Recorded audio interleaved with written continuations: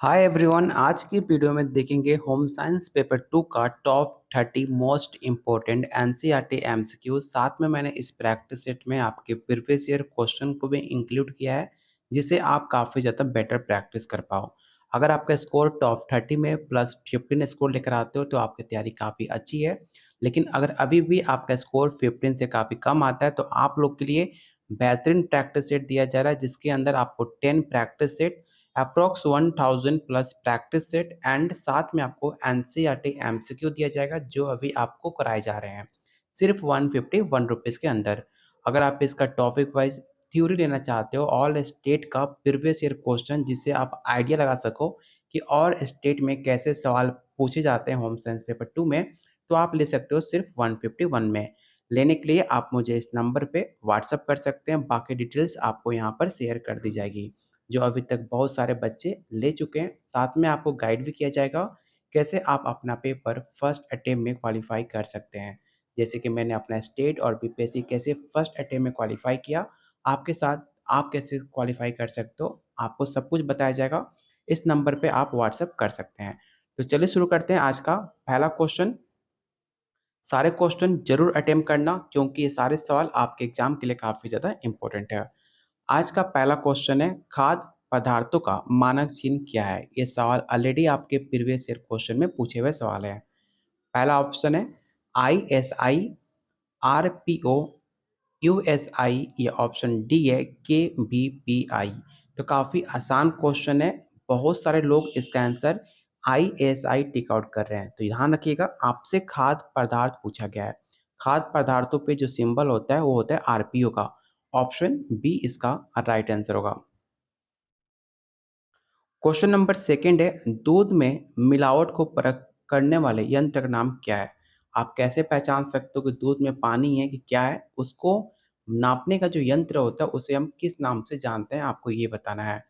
पहला ऑप्शन है thermometer, option B है लैक्टोमीटर, बैरोमीटर, या ऑप्शन डी है किलोमीटर। तो काफ़ी आसान क्वेश्चन है, उसे हम लैक्टोमीटर से नापते हैं। तो ऑप्शन इसका बी राइट आंसर होगा। भोजन को बचाना चाहिए मक्खियों से, धूप से, हवा से, या ऑप्शन डी है जल से। इसमें मैक्सिमम लोग गलती करते हैं। ऑप्शन इसका राइट आंसर ऑप्शन ए होगा, मक्खियों से। सुरक्षात्मक पौष्टिक तत्व कौन से हैं? पहला ऑप्शन है भोजन, कार्बोहाइड्रेट, वसा, या ऑप्शन डी है विटामिन। तो याद रखिएगा, इसका जो राइट आंसर होगा ऑप्शन डी होगा, विटामिन। क्वेश्चन नंबर 5, ऊर्जा उत्पन्न करने वाले पोषक तत्व कौन से हैं? पहला ऑप्शन है कार्बोहाइड्रेट, जल, खनिज लवण, या ऑप्शन डी है विटामिन। अगर आपको पता नहीं कि प्रैक्टिस सेट में कैसे क्वेश्चन होंगे, तो भी आप मुझे व्हाट्सएप नंबर करके आप सैंपल देख सकते हो कि आपके होम साइंस पेपर 2 का सैंपल कैसा है। सैंपल देखकर उसके बाद भी आप पेड नोट्स ले सकते हो, क्योंकि आप मेरे लिए सबसे ज़्यादा इम्पोर्टेंट है आपका सेटिस्फाई। अगर आपको लगता है कि नोट्स हाँ आपके लिए काम का है, आपके एग्जाम के लिए काफ़ी इंपॉर्टेंट है, तब जाकर आप बाय बाय कर सकते हो सिर्फ 151 में, जो आपके पॉकेट मनी से काफ़ी कम रेट में दिया जा रहा है। तो क्वेश्चन नंबर 5 का जो राइट आंसर होगा ऑप्शन ए होगा, कार्बोहाइड्रेट। चलते हैं क्वेश्चन नंबर 6 पे। आपको बताना है कि सर्वाधिक ऊर्जा उत्पादक आहार कौन सा है? ये सवाल आपके ऑलरेडी प्रीवियस ईयर क्वेश्चन में पूछे हुए सवाल है। तो याद रखिएगा, सबसे ज़्यादा आपको ऊर्जा अनाज देता है, ऑप्शन ए। निम्न में कौन शरीर की आधारशिला कहलाता है? कार्बोहाइड्रेट, प्रोटीन, विटामिन, या ऑप्शन डी है खनिज लवण। तो इसका जो राइट आंसर होगा ऑप्शन आपका बी हो जाएगा, प्रोटीन। भोज्य पदार्थों का प्रमुख अवयव कौन नहीं है? ध्यान से दीजिएगा, आपको इसमें नहीं है बताना है। पहला ऑप्शन है प्रोटीन, विटामिन, वायु, या ऑप्शन डी है कार्बोज एवं खनिज लवण। तो इसका जो राइट आंसर हो जाएगा ऑप्शन सी, क्योंकि जो आपका वायु होता है वो आपके भोज्य पदार्थों में उसे हम शामिल नहीं करते हैं, इसलिए इसका जो राइट आंसर होगा ऑप्शन सी हो जाएगा। और आप लोगों से रिक्वेस्ट है, जितने लोग वीडियो देख रहे हो प्लीज़ वीडियो को लाइक और शेयर जरूर करना, क्योंकि आपका एक लाइक हमें काफ़ी मोटिवेट करता है आप लोग के लिए ऐसी बेहतरीन एनसीईआरटी एमसीक्यू लाने के लिए, जो आपके पेपर में डायरेक्ट देखने को मिल सकता है। चलते हैं क्वेश्चन नंबर 9 पे। सूर्य की रोशनी क्या प्रदान करती है? तो काफ़ी आसान क्वेश्चन है, आप बचपन से पढ़ते आ रहे हो कि सूर्य की रोशनी से हमें विटामिन डी मिलता है। परिवार की दैनिक आहार को कितने भागों में बांटा गया है? ये सवाल ऑलरेडी आपकी प्रीवियस ईयर क्वेश्चन का पूछा हुआ सवाल है। पहला ऑप्शन है 2, 3, 4 या ऑप्शन डी 5। तो याद रखिएगा इसका जो राइट आंसर होगा ऑप्शन सी होगा 4। क्वेश्चन नंबर 11 काफ़ी मोस्ट इम्पोर्टेंट क्वेश्चन है। आपको बताना है कि शरीर में कुल वजन का कितना प्रतिशत भाग जल होता है। तो याद रखिएगा जो आपका बॉडी है उसमें 60 से लेकर 70% आपका वाटर होता है जो कि आपके बॉडी को काफ़ी ज़्यादा हाइड्रेट करता है। इसलिए इसका जो राइट आंसर होगा ऑप्शन बी होगा। जो आपके स्वच्छ जल होते हैं किस कलर के होते हैं? रंगीन होते हैं, गंधहीन होते हैं, कीटाणु सहित होते हैं या option D all of these. तो याद रखिएगा जो भी आपके स्वच्छ जल होते हैं उसमें रंगीन होता है, उसमें कुछ हल्के गंधहीन होते हैं और उसमें कीटाणु रहित भी होता है, इसलिए उसको हम फ़िल्टर करते हैं। इसलिए इसका जो राइट आंसर होगा ऑप्शन डी हो जाएगा ऑल ऑफ दिस। निम्नलिखित में किसकी आवश्यकता गर्भावस्था में बढ़ जाती है? ये भी सवाल आपके प्रीवियस ईयर क्वेश्चन का पूछा हुआ सवाल है। पहला ऑप्शन है प्रोटीन, कैल्शियम, खनिज लवण या ऑप्शन डी है इनमें से सभी। तो याद रखिएगा जब गर्भावस्था की उम्र चलती है, जब उसका पीरियड चलता है तो उस टाइम आपके बॉडी में प्रोटीन, कैल्शियम और आयरन की मात्रा बढ़ जाती है। इसलिए इसका जो राइट आंसर होगा ऑप्शन डी होगा ऑल ऑफ दिस। भोजन को बचाना चाहिए तो जस्ट हमने अभी क्वेश्चन रिपीट किया है। ये क्वेश्चन ऑप्शन बी इसका राइट आंसर होगा। हमें भोजन को मक्खियों से बचाना चाहिए। गेहूँ, चावल और बाजरा अधिकतर मिलाए जाते हैं। पहला ऑप्शन है डंठल, कंकर पत्थर और मिट्टी, लोहे का चूर्ण या ऑप्शन डी है टेल्कम पाउडर। तो याद रखिएगा चाहे गेहूँ हो, चाहे आपका चावल हो, चाहे आपका बाजरा, उसमें सबसे ज़्यादा कंकर पत्थर और मिट्टी ही देखने को मिलता है। तो इसका राइट आंसर ऑप्शन बी हो जाएगा। कैल्शियम में सर्वोत्तम स्रोत क्या है? जब आप कैल्शियम लेते हो तो आपको सबसे ज़्यादा किस आइटम में कैल्शियम ज़्यादा मिलता है आपको ये बताना है। मांस में, सब्जियां में, दूध से बने पदार्थ में या ऑप्शन डी इनमें से सभी। तो याद रखिएगा कैल्शियम इसका राइट आंसर ऑप्शन डी हो जाएगा क्योंकि कैल्शियम आपको सभी में भरपूर मात्रा में मिलता है। ऊर्जा प्राप्ति का मुख्य स्रोत क्या है? प्रोटीन, कार्बोहाइड्रेट, खनिज लवण या ऑप्शन डी है विटामिन। तो इसका राइट आंसर ऑप्शन ए हो जाएगा प्रोटीन। अत्यधिक वसा होने की अवस्था क्या कहलाती है? जब आपके बॉडी के अंदर अत्यधिक वसा हो जाती है मतलब फैट हो जाता है तो आपके अंदर मोटापा देखने को मिलने लगता है। इसलिए फैट आपको कम खाना चाहिए।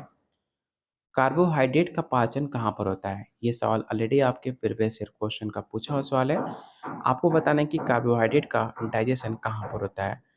आमाशय में, बड़ी आंत में, छोटी आंत में या ऑप्शन डी है मुंह में। तो याद रखिएगा इसका जो राइट आंसर होगा ऑप्शन सी होगा छोटी आंत में। जल को विष्कर्मण के लिए क्या प्रयोग किया जाता है? पहला ऑप्शन है चीनी, क्लोरीन, फिनाइल या ऑप्शन डी है कार्बन डाइऑक्साइड। तो इसका राइट आंसर ऑप्शन बी होगा क्लोराइड।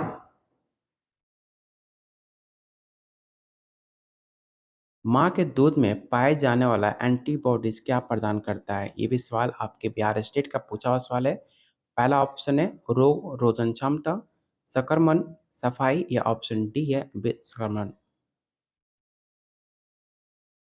तो इसका राइट आंसर ऑप्शन ई हो जाएगा रोग रोधन क्षमता। दूध की शुद्धता मापी जाती है। आपको बताना है कि दूध की शुद्धता कैसे मापी जाती है, आपको ये बताना है। जस्ट मैंने आपको बताया था लैक्टोमापी से, ऑप्शन सी। मुरब्बा, जैम एवं जेली बनाकर सुरक्षित किए जाते हैं। पहला ऑप्शन है चावल और गेहूँ, फल और तेल, घी और मक्खन या ऑप्शन डी है फल और मीठी सब्जियाँ। तो आपको पता होगा मुरब्बा और जैम से आपके फल और मीठिया के सब्जी सुरक्षित किए जा सकते हैं। तो इसका राइट आंसर ऑप्शन डी होगा। एक मार्क का फुल नाम क्या है? ये सवाल ऑलरेडी आपके बिहार स्टेट में पूछा हुआ सवाल है कि जो एक मार्क होता है उसका फुल फॉर्म क्या है? तो याद रखिएगा उसका फुल फॉर्म एग्रीकल्चर मार्केटिंग होता है, ऑप्शन सी। भोजन के पौष्टिक मूल्य में वृद्धि करने की विधि क्या कही जाती है? पहला ऑप्शन है खमीरीकरण, अंकुरीकरण, विभिन्न भोज्य पदार्थों का मिश्रीकरण या ऑप्शन डी है इनमें से सभी। तो इसका राइट आंसर ऑप्शन डी होगा, ऑल ऑफ दिस। ये सारे क्वेश्चन काफ़ी आसान है क्योंकि मैंने आपके क्लास 12 का एनसीईआरटी से क्वेश्चन लिया है, क्योंकि पिछली बार आपके एनसीईआरटी से मैक्सिमम सवाल पूछे गए थे। तो मैं चाहता हूँ कि आपको क्लास 12 और क्लास 11 का पूरा एनसीईआरटी का एमसीक्यू करा दूँ, जिससे आपके एग्जाम में आने वाले क्वेश्चन आपको टच कर पाए। क्वेश्चन नंबर 26 है, आपको बताना है कि एक व्यक्ति के पानी की आवश्यकता किस पर निर्भर करती है? उसके मौसम पर, क्रियात्मकता पर, खान-पान की आदतों पर या ऑप्शन डी है इनमें से सभी। तो याद रखिएगा, जो इंसान कोई व्यक्ति या कितना काम करता है उसके क्रियात्मक पे डिपेंड करता है उसकी दिन भर की पानी की कितनी आवश्यकता है। तो इसका राइट आंसर ऑप्शन बी हो जाएगा। जल का निष्कासन कहाँ से नहीं होता है? काफ़ी इंपॉर्टेंट क्वेश्चन है, इसे वीवीआई क्वेश्चन टिक आउट कर लेना। 100% ये सवाल आपके पेपर में पूछा जा सकता है। पहला ऑप्शन है गुर्दा से, फेफड़े से, पेट से या ऑप्शन डी है त्वचा से। तो याद रखिएगा, जो जल का निकासन है कभी भी आपके पेट से नहीं हो सकता है, इसलिए इसका जो राइट आंसर होगा ऑप्शन सी हो जाएगा। निम्न में जल का कौन सा स्रोत नहीं है? पहला ऑप्शन है भोजन, पेयजल, पेय पदार्थ या ऑप्शन डी है मिठाई। तो इसका राइट आंसर ऑप्शन डी होगा, क्योंकि मिठाई जो होता है वो जल का एक स्रोत नहीं माना जाता है। इसमें आपके चीनी का रस पूरा होता है जो कि जल नहीं है, इसलिए इसका राइट आंसर ऑप्शन डी हो जाएगा। अगला क्वेश्चन काफ़ी ज़्यादा मोस्ट इंपॉर्टेंट है, आपको बताना है कि जो किण्वन होते हैं उसकी क्रिया किस क्रिया में भाग लेते हैं? पहला ऑप्शन है फफूंदी, खमीर, जीवाणु या ऑप्शन डी है एंजाइम। तो इसका राइट आंसर ऑप्शन बी हो जाएगा, खमीर। और आज का लास्ट और काफ़ी मोस्ट इम्पोर्टेंट क्वेश्चन, आपको बताएं कि इडली किस पे पकाई जाती है? जल द्वारा, वाष्प द्वारा, जल द्वारा धीरे धीरे या इसकी कोई विधि नहीं होती। तो याद रखिएगा, इसको भाप द्वारा इसको पकाए जाते हैं, जो कि साउथ डिश में काफ़ी ज़्यादा फेमस है। तो ये रहा आज का टॉप 30 क्वेश्चन जो काफ़ी आसान थे। मुझे पता है कि आप, उम्मीद करता हूँ कि आपका स्कोर 25 प्लस आया होगा, क्योंकि हमने काफ़ी एनसीईआरटी के ईजी क्वेश्चन लिए थे जो आपके एग्जाम में पिछली बार जो मिले थे, उस क्वेश्चन को भी मैंने शामिल किया था। मेरी कोशिश है कि आपके क्लास 11 और क्लास 12 का पूरा एनसीईआरटी आपको डिटेल में करा पाऊँ। तो उम्मीद करता हूँ आपको वीडियो पसंद आई होगी, तो प्लीज़ वीडियो को लाइक और शेयर ज़रूर कीजिएगा। और अगर आप इसका नोट्स लेना चाहते हो जिसमें आपको 10 प्रैक्टिस सेट साथ में व्याख्या सहित आपको दिया जाएगा, जिससे आप प्रैक्टिस करके अपनी अंडरस्टैंडिंग को बढ़ा सकते हो।